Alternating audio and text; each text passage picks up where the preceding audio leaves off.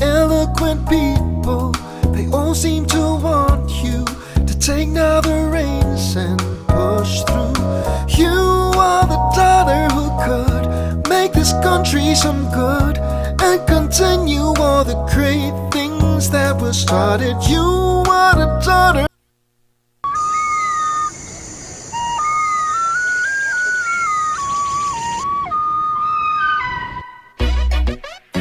Aha! Yes, man! Sara all! Sara all, kami din ng tanan.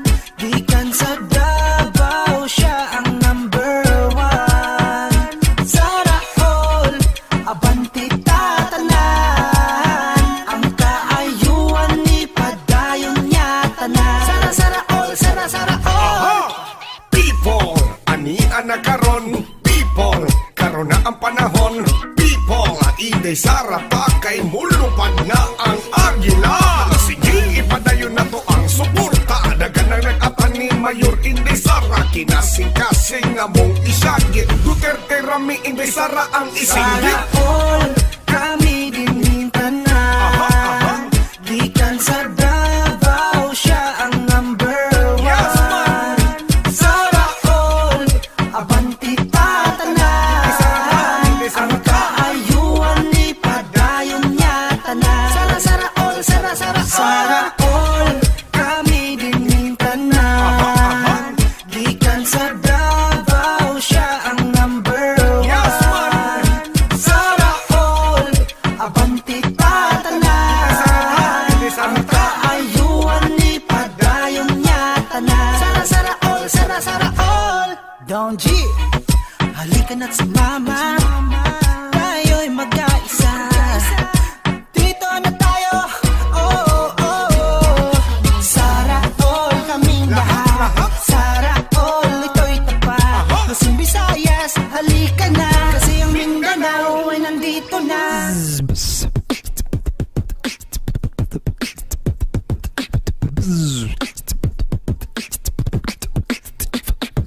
Luzon, Visayas, Mindanao. Pangalan niya ating isigaw. Pag-ibig ang mangingibabaw. Simula pa lang noon, talagang Duterte na kami hanggang ngayon. Sara Duterte, Carlo, pangalan mo sinisigaw ng Pilipino. Sa iyong pagtapo kami nakasuporta. Sara all ang lahat para masaya. Sara all, Nandito na ang agila. Lilipad na magkaisa. Sara all, kami din ng tanan. Di kan sa Davao, siya ang number one. Sara all, abanti tatanan. Ang kaayuan ni padayon niya tanan. Sara all, kami din ng tanan. Di kan sa Davao, siya ang number one. Sara all, abanti tatanan. Ang kaayuan ni padayon niya tanan. Sara all.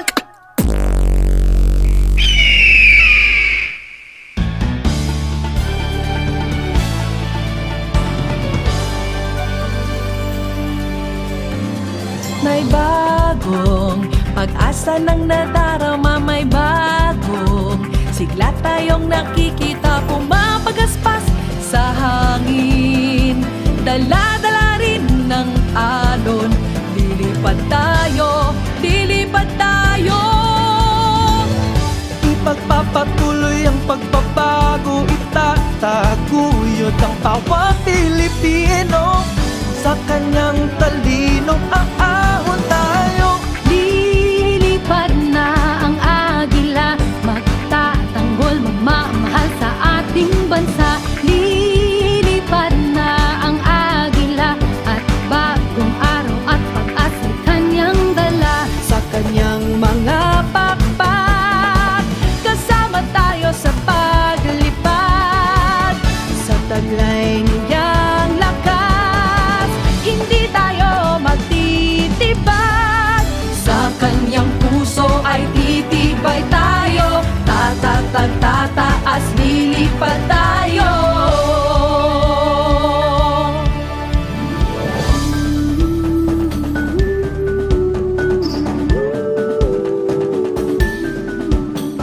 Lilipad na ang agila, pagbabago ay itutuloy niya. kababayan, Lilipad ang mga pahayag ng na ating ang agila, pagbabago ay itutuloy niya.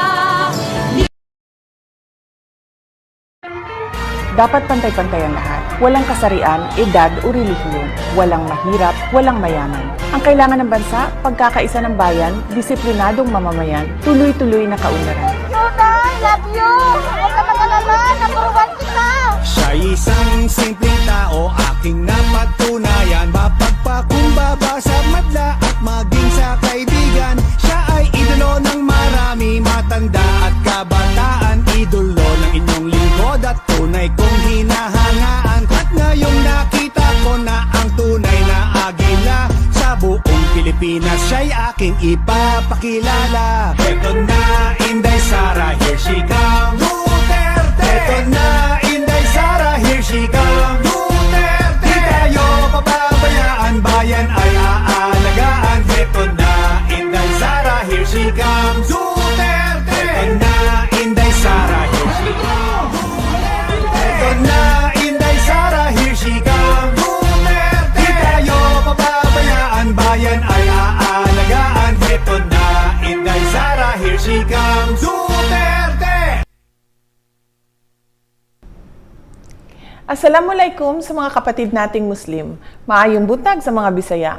Marhay na aga sa Indogabos sa mga Bicolano. Mayapabak sa mga kababayang Kapampangan. Naimbag abigat sa mga Ilocano. Maayong aga sa mga Ilonggo. Maupay nga aga mga kababayang Waray. Masanto siya kabuwasan sa mga taga-Pangasinan. Maradyaw na buntag sa mga Surigaonon. Buenos dias sa mga Chavacano. Magandang umaga sa inyong lahat. Sana po ay nasa mabuti kayong kalagayan, lalo na sa mga kababayan natin na malayo sa kanilang pamilya. Online tayo and global ang reach natin dito sa SA4U. Ngayong araw, patuloy nating pag-uusapan dito sa SA4U ang iba't ibang paksa. Una na dyan, ang itanong mo kay Inday Sara, kung saan ilang katanungan ng ating mga kababayan ang ating sasagutin. Nandyan pa rin ang mga artists for Sara na walang sawang sumusuporta sa atin. Ang Mahalin Natin ang Pilipinas segment kasama ang mga volunteers at parallel groups na nagsasagawa ng mga activities para makatulong sa mga kababayan natin. At ang Magnegosyo Taday, pera sa bulsa, pagkain sa lamesa. Success stories ng pagnenegosyo na nagbigay trabaho, pera at pagkain sa ating mga kababayan. Siyempre, kasama ko din po ang aking iboboto na konsehal sa 1st District ng Davao City, Councilor Tec Ocampo.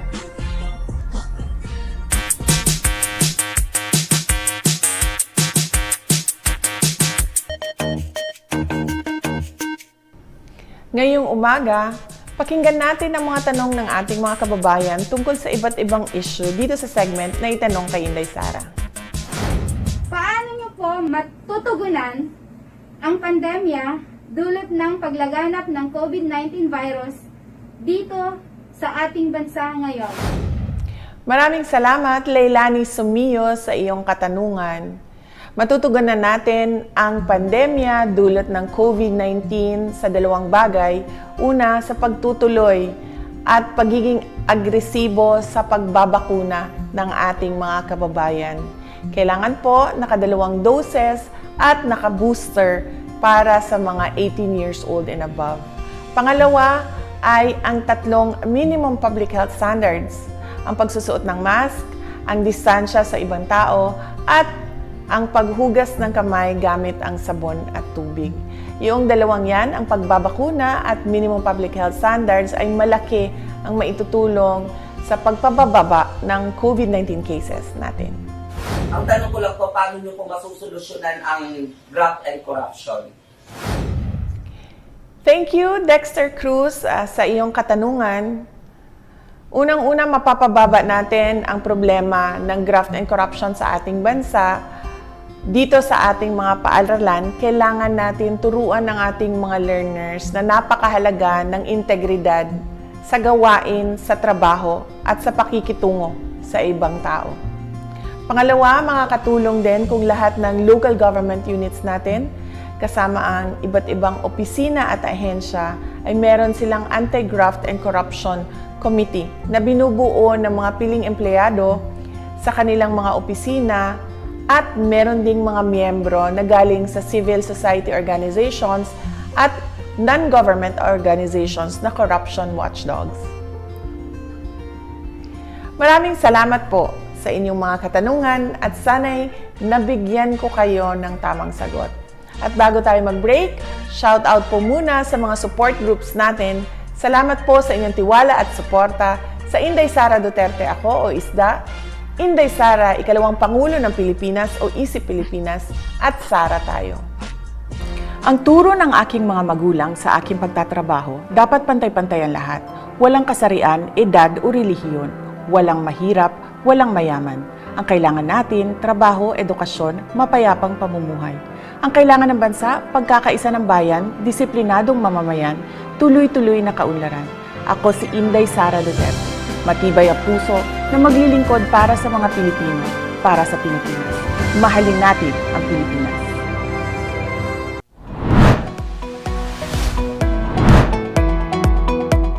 Sa simpleng pagpindot ng iyong cellphone, maaari nang may pahayag ang iyong pagsuporta sa Uniteam at ituloy ang pagbabago movement.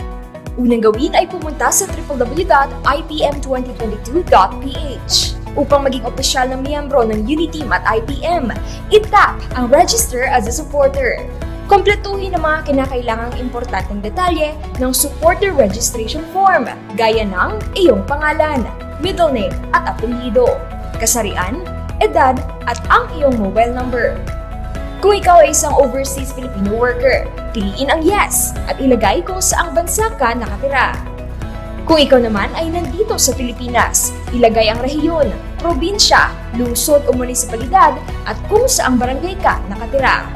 Kinakailangan rin ang iyong kompletong address. Paalala, huwag gumamit ng pagdadaglat o abbreviation. Sunod ay piliin ang kategorya na iyong kinabibilangan. Pumili rin ng sektor na iyong kinabibilangan. Siguraduhin tama ang iyong ibinigay na impormasyon bago pindutin ang Save button. Pagkatapos pindutin ang Save button, lalabas sa screen ang iyong official ID. Nagpapatunay na ikaw ay isang official supporter ng Uniteam at ituloy ang pagbabago movement. Paalala, hindi na maaaring bumalik sa nakaraang page kung nariyan na ang iyong official ID. Agad na pindutin ang Save button bago ito mawala.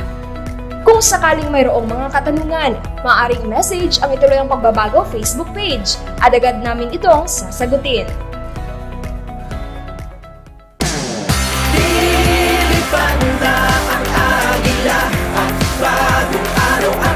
Sa kanyang dala, sa kanyang mga pakpak, kasama tayo sa pag-ibig. Sa kanyang puso ay titibay tayo, at tatataasipan tayo. Inday Sara, sa'yo lang umaasa. Balik po tayo sa Sara All for You. Shout out muna sa mga grupong sumusuporta sa atin. Sara All, Super Inday, at kay Inday Sara Lilipad ang Pilipinas. Inday Sara, ikaw ang agila. Habang nagpapatuloy ang ating kampanya, ay lalong dumarami ang mga Pinoy artists na nagbibigay ng suporta sa akin. Kasama na rito ang batikang aktor na si Cesar Montano at singer-songwriter na si Mark Carpio. Panoorin natin ang kanilang mga testimonya dito lang sa Artists for Sara. Siya kasi wala siyang pakialam kung anong sabihin sa kanya ng tao. Basta maipagtanggol niya ang kanyang bayan, ang kanyang mamamayan. Wala siyang halaga sa sarili. Parang very unselfishly gagawin niya yon.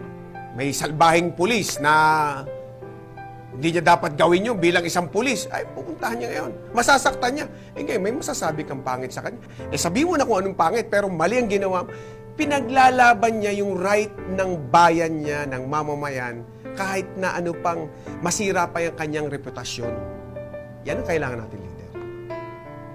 Yan ang ganyan ng mga leader na kailangan ng bansang Pilipinas. Kasi ang titigas ng ulo ng mamamayan natin. Kulang tayo sa pagmamahal sa bayan. Kaya kailangan natin ng mga leaders na walang pakialam sa sarili. Basta maipaglaban yung karapatan ng bayan niya.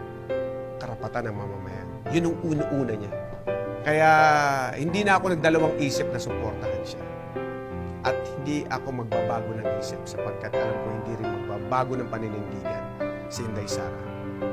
Inday Sara for Vice President. Actually, nagsimula yan sa word na unify. Na ang objective nila ay kailangan magkaisa dahil ito yung unang hakbang para tayo ay umunlad patungo sa kaunlaran. So, for me, it's very inspiring kasi it's simple yet effective kasi it's more of the emotional side first.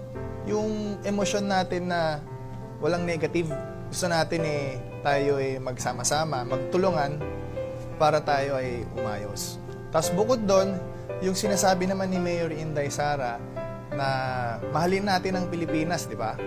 So for me, it goes beyond self na hindi lang yung sarili niya yung iniisip niya, kung hindi yung pagiging makatao, makabayan. At the same time, yung pagiging equal, yung pantay-pantay. Yung gender equality nandyan, walang mayaman, walang mahirap. Parang kung gano'n ang mga prinsipyo mong pinaiiral, everything follows. Susunod na lang lahat yun dahil tama yung prinsipyo Susunod na lang dun yung mga nagawa nila, yung achievements nila. Katulad si Mayor Inday ngayon, she's one of the top mayors, di ba? 98% ang kanyang rating. It shows naman to the actions And if you look at their credentials, it's all there. Pero for me, ang priority ko yung pagkatao ng binoboto natin. Napapanahon ho na para tayo ay magkaisa at kaya ho ako nandito dahil ako po ay sumusuporta para sa ating bayan. Ako po si Direk Niel de Mesa ng Artists for Sara. Kung ikaw ay isang Pilipino na tunay na sumusuporta kay Mayor Inday Sara Duterte at sa tambalang BBM Sara, hinahayag mo ito sa iyong social media accounts o nagsishare ng mga posts tungkol sa Unity. At syempre, ikaw ay isang malikhaing alagad ng sining. Maaring ikaw ay isang musiko, aktor, mga awit, kompositor, taga-teatro, mananayaw, designer, graphic artist, live performer, filmmaker, manunulat, DJ, o di kaya ay nasa larangan ng multimedia at creative arts. Maaari mo nang sabihin ikaw ay isang artist for Sara. Isa sa adhikain ni Mayor Inday Sara ang pagkakapantay-pantay ng lahat ng mga Pilipino. Walang mayaman, walang mahirap, walang kasarian, walang relihiyon. Sa makatuwid, walang sikat at hindi sikat. Ang boses mo at ang iyong suporta ay mahalaga, lalo na sa larangan ng sining. Isang larangan na nais pag-ibayuhin ni Mayor Inday Sara Duterte at suportahan sa paparating niyang termino. Kung nais mong makibahagi sa mga activities o events para sa tambalang BBM Sara, mag-email lang ng inyong contact details sa artistsforsara@gmail.com. Daghang salamat at mahalin natin ang Pilipinas. Syukran.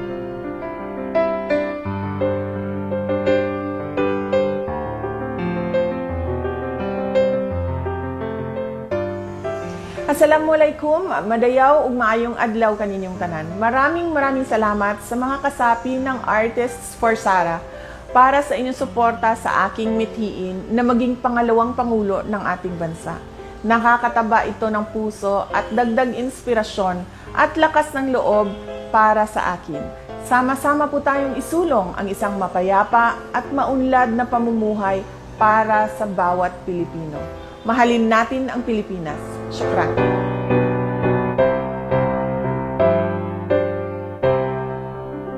Ang turo ng aking mga magulang sa aking pagtatrabaho, dapat pantay-pantay ang lahat.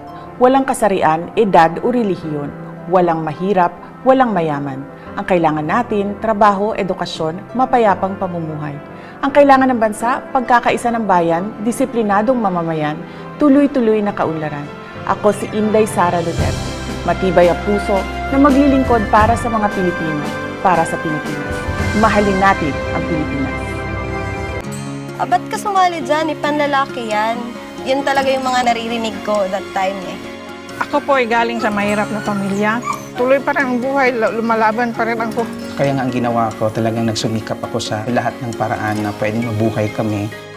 fulfilling. Kasi para dugot pawis po yung pinagdaanan namin during training. Lahat ng mga leader ng LGBT mag-meeting kasi mayroon daw ibigay na programa ang gobyerno tulad ng mga livelihood. The world will be a better place if objective po yung kagandahan. Ang kagandahan sa akin, it's for everybody. Maganda ako dahil nakasurvive ako sa hirap ng buhay ko noon. Ako si Inday AJ, sasagipin ka sa anumang panganib. Ako si Inday Masoy, kakampi mo sa hamon ng buhay. Ako po si Inday Darwin, hahasain ang inyong isip tungo sa magandang buhay. Inday will always love you.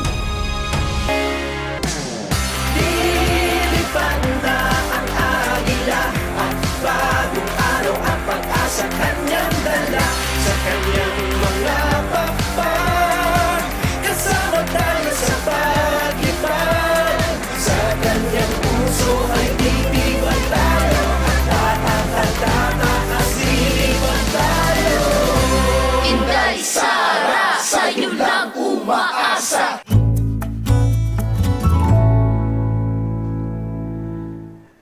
Dito sa Inday ng Buhay Ko, pakinggan po natin ang mga pahayag ng ating mga kababayan tungkol kay Mayor Inday Sara Duterte at kung gaano kainit ang kanilang pagmamahal at suporta para sa ating future Vice President. Narito po ang kanilang kwento. Ako po si Lisa Duarte, taga-Larig-Larig, Malasiki, Pangasinan. Siya po ang ating pag-asa ng Pilipinas, si Ma'am Sara Inday Duterte.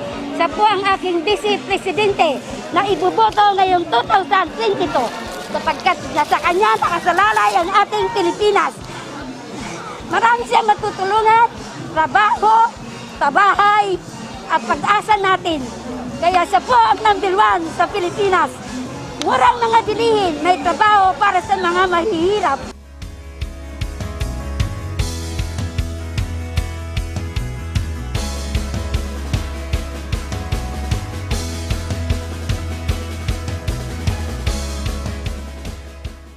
Ako po si Lord Christian Esteban de Leon, nagmula sa Barangay Manacom, Kamiling, Tarlac.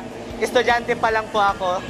Si Mayor Inday Sara Duterte po ay isang napakatalino, napakahusay na mayor at maaaring maging katuwang ng Presidente ng Pilipinas na si Bongbong Marcos sa susunod na election po at makakapagbabago din po ng Pilipinas. Para sa akin po, ang napupusuhan ko pong Vice Presidente ng Pilipinas ay si Mayor Inday Sara.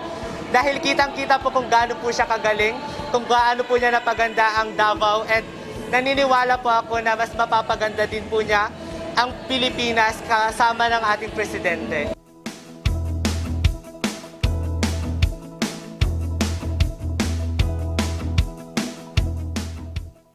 Ako po si Adelaida Custodio na nakatira sa number 3 Eugenio Street, Cruz Naliga. Ako po ay isang presidente ng KNL Physical Fitness Group dito sa Cruz Naliga. Kami po ay 100% suporta ni Vice President Sara Duterte sa napatunayang pamumuno niya sa Davao. Siya ay isang karapat-dapat na Vice President ng Pilipinas. Proven ang kanyang performance sa Davao at gagawin niya rin sa buong Pilipinas. Diba? Go-go! Panalo na ang Vice President Sara Duterte.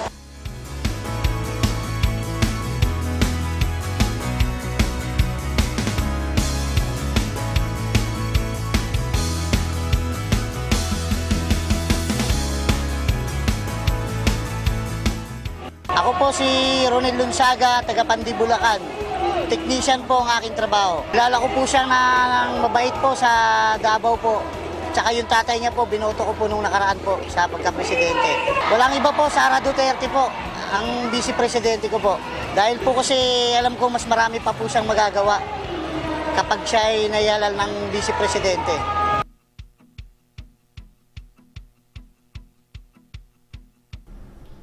Ang bilis ng oras at kailangan na natin magpaalam. Pero bago tayo mag-goodbye, shout out muna sa mga groups na patuloy ang suporta sa atin.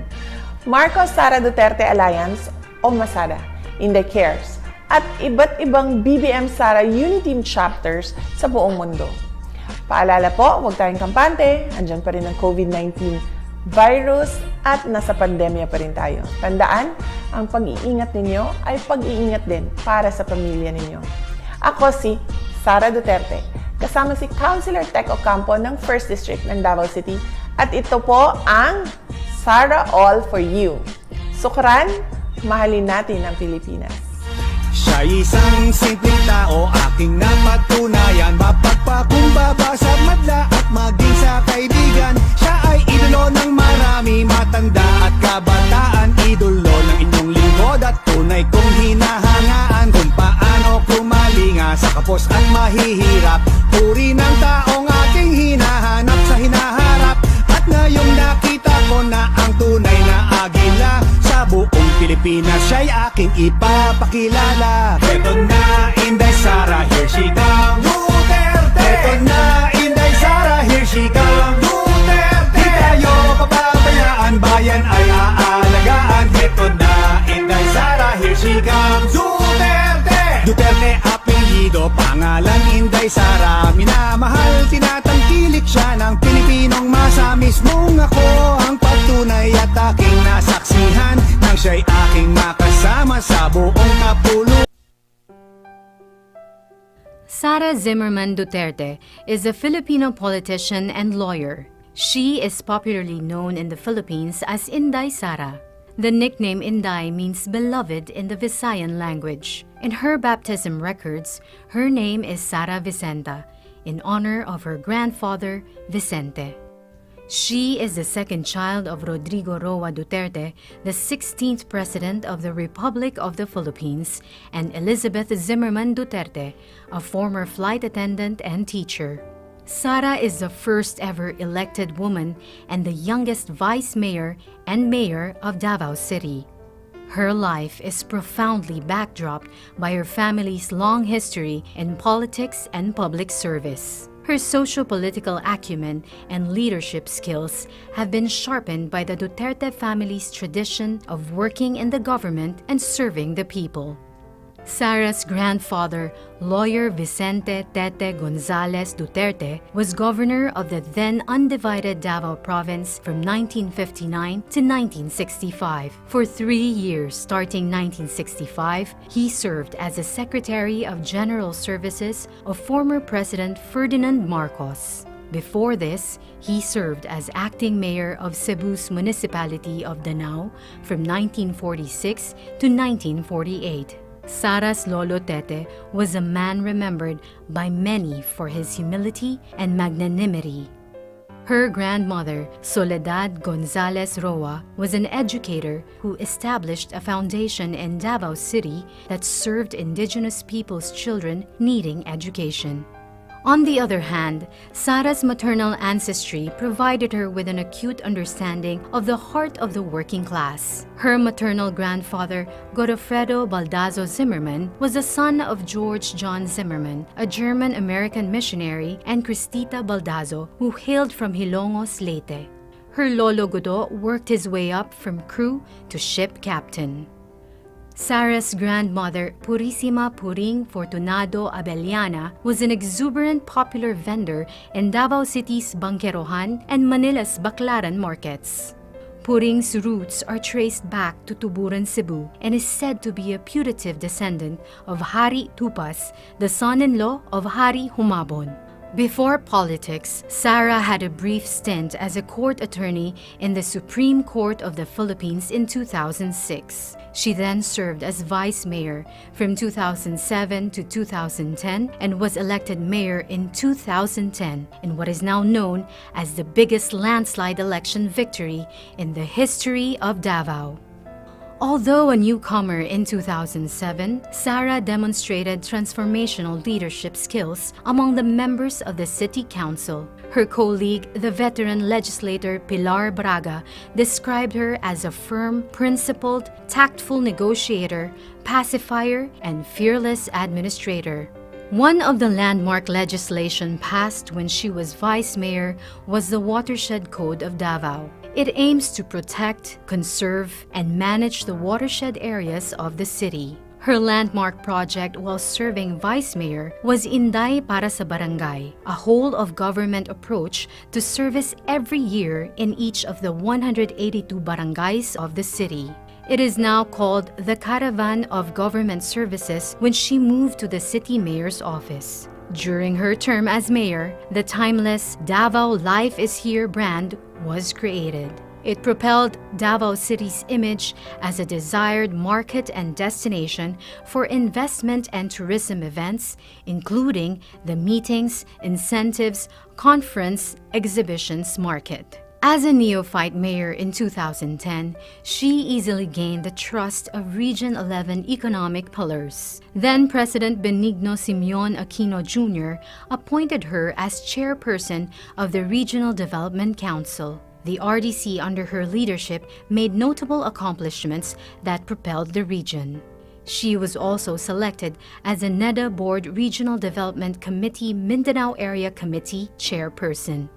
During her first full year as RDC chairperson, Davao Region's gross regional domestic product expanded from 3.9% in 2011 to 7.1% in 2012. Because of this notable accomplishment, Sara was lauded by Joey Salceda, a prominent economist and well-respected member of the House of Representatives, as someone with an enlightened leadership style and sophisticated economic thinking. Under Sara's leadership, Davao City soared to greater heights and emerged as a premier city in Mindanao. For the short period of 2011 to 2013, Davao City received 36 awards, citations, and recognitions for good governance, business, tourism, health, environment, fiscal management, transparency, among others. Sara served as a regional officer of the National Movement of Young Legislators in 2007 to 2010 and served as officer in the National Executive Board of the League of Cities Philippines in 2010 to 2013. At this point, she already figured in the early surveys for senators in the 2013 elections, even if she was underage.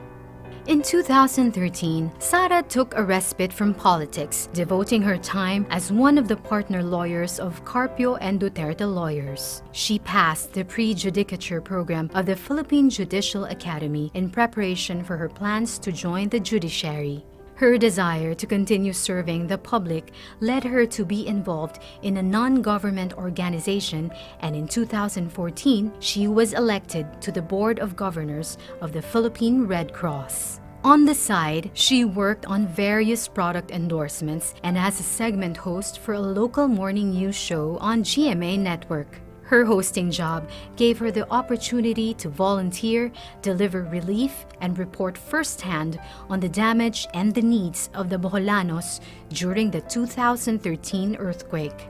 In 2016, Sara re-entered local politics and ran for mayor. She and her mother Elizabeth, who was in between cancer treatments, embarked on a national bus caravan called Biyaheng Duterte to help campaign for President Duterte. They were joined by some members of the family and Sara's friends and classmates from high school. Fresh from the success of the bus campaign, the centerpiece of her mayoral comeback was called Biyaheng Duterte, a political agenda guided by 30 projects for 10 priority sectors: education, health, poverty alleviation, infrastructure development, solid waste management and environment, agriculture, investment and tourism, traffic and transportation management, disaster risk reduction and management, and peace and order. As a believer of continuity, Sara's 2019 mayoral re-election bid was anchored on the 2016 platform, but this time called Biyaheng Duterte, the second trip. Sara relentlessly pursued peace and progress in her administration. As a result, she was able to lift Davao City to a stellar national status with 117 awards, citations, and recognitions from March 2017 to December 2021. Davao City is included on the 2021 Top 10 Richest Cities of the Philippines of the Commission on Audit, And in the same year, Davao City was ranked the 4th most competitive, highly urbanized city by the Department of Trade and Industry. At the end of calendar year 2022, Davao City is expected to be debt-free. At the start of 2016, when she returned as mayor, Davao City's loan balance was in the amount of 1.3 billion pesos out of all loans contracted by the city during the years 2000, between 2005 and 2010, and in 2015. Loan repayments have been consistently provided for in the budget. For the year 2022, the amount of 46.7 million pesos has been made available for the final repayment, making Davao City debt-free. During her terms as mayor between 2016 and 2022, she played supporting roles to the Regional Development Council and the Regional Peace and Order Council. Sara accepted the challenge of the appointment as chairperson of both the Metropolitan Davao Coordinating Committee under the RDC and the Task Force Tuganay of the RPOC. Both committees are trailblazing peace and development initiatives in Region 11. The Metro Davao Committee lists as an accomplishment the House of Representatives and Senate approval of the creation of Metropolitan Davao Development Authority. Sara has been recognized both here and abroad for the work that she has done as local chief executive. In 2012, she was one of the 88 nominees to the prestigious World Mayor Awards and one of the only 2 Filipino mayor nominees. In 2021, she was selected as the Philippines' top-performing mayor with a rating of 93% by an independent and non-commissioned survey of the RP Mission and Development Foundation, Incorporated. It was a feat achieved in the time of the crushing COVID-19 pandemic. Foreign governments have also recognized Sara for her work, generously supporting and inviting her to learn from their countries. She was one of only 2 Philippine mayors invited in 2012 by the government of Israel to attend the 28th International Mayors Conference. In that same year, she also participated in the World Mayors Forum in Singapore. In 2018, Sara participated in an urban planning study tour in the cities of Tokyo and Kitakyushu with the Japan International Cooperation Agency. And in 2020, she attended the 88th Winter Meeting of the United States Conference of Mayors in Washington, D.C. Sara is an alumna of the International Visitors Leadership Program of the U.S. State Department. Her advocacies are reflected in the projects dearest to her, the Peace 911, Magnegosyo Taday, Pagbabago Campaign, and the Kian Gabriel Hotline. Peace 911 is a successful local peace initiative that practically brought stability to the once conflict area of Paquibato District in Davao City. The project contributed to the collapse of the New People's Army Guerrilla Front 55. Magnegosyo Taday is a livelihood support project that encouraged entrepreneurship of women. The success of MTD spawned the Rainbow Magnegosyo Taday that intend to support entrepreneurship in the lesbian, gay, bisexual, and transsexual community. The Pagbabago campaign is a 2-pronged approach to solving interlocking problems related to poverty, children's education, and responsible parenthood. Through the Pagbabago campaign, children and parents in the communities are given bags branded as Pagbabago that contain reading materials on the importance of education and responsible parenting. Sara personally delivers these bags to children and parents. She uses her voice and influence to steer families into the right path out of poverty. The Kian Gabriel Hotline was created to allow anonymous reporting of child neglect and abuse that paved the way to rescue children in distress. The hotline was created in memory of 2 children in Davao City who died because of abuse. Since its operationalization in October 2016 and as of January 2022, no child has died at the hands of abusers in the city. In 2018, Sara led the creation of Hugpong ng Pagbabago, a region-wide political party aimed at creating a strong, peaceful, and developed region that can become a symbol of hope for our country's progress. Just like in 2016, she also went around the country in 2019, but this time on her favorite big bike, a 900cc Yamaha XSR, she fondly named Ella to help campaign for senator candidates. In November 2021, Sara took her oath as a member of the Lakas Christian Muslim Democrats National Party. Sara is currently the chairperson of both the HNP and Lakas CMD. Sara is an adopted member of the Philippine Military Academy Maharlika Class of 1984 and the Philippine National Police Academy Tagapagkalinga Class of 1991. She is a member of the Philippine Coast Guard Auxiliary and the Armed Forces of the Philippines Army Reserve Command. She holds the rank of Colonel and is currently the Assistant Brigade Commander of the 2202nd Ready Reserve Combined Arms Brigade, Philippine Army. She has received several medals, ribbons, badges, and citations for her work in Davao in support of the Armed Forces of the Philippines. She also received a presidential award from former President Benigno Simeon Aquino Jr. and the Philippine Commission for the Urban Poor in December 2011. And in August 2021, Sara was celebrated by Asia Pacific Luminaire Awards as someone who has contributed to the creation of a brighter future. Sara is a Bachelor of Science in Respiratory Therapy graduate from the San Pedro College in Davao City. She received her Juris Doctor degree from the San Sebastian College Recoletos in the city of Manila. She was presented as one of the 30 most outstanding St. Augustine awardees of San Sebastian in January 2014 and was granted by the San Sebastian College of Law the Distinguished Alumna Award for Public Service in February 2020. She also received the Distinguished Woman of Service Award from the San Beda College Alumni Association in February 2011.